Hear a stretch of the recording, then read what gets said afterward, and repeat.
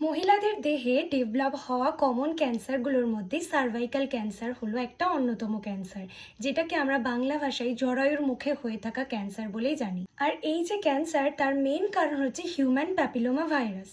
HPV ভাইরাসের প্রায় 200টা type আছে, তার মধ্যে 18 এবং 16 নম্বর ভাইরাসটা সব থেকে বেশি অঙ্কোজেনিক ভাইরাস। এটা ছড়ায় সেক্সুয়ালি ট্রান্সমিটেড, মানে একটা মাল্টিপল পার্টনার বা যে পার্টনারের সাথে আমি ফিজিক্যাল রিলেশনশিপ করছি তার যদি হিউম্যান প্যাপিলোমা ভাইরাসে ইনফেক্টেড হয়।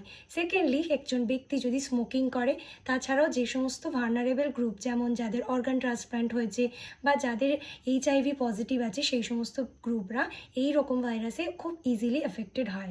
80 to 90% কেসেস এই যে জরায়ুর ক্যান্সারটা, সেটা 2 বছরের মধ্যে অটোমেটিক্যালি রিকভারি হয়ে যায়।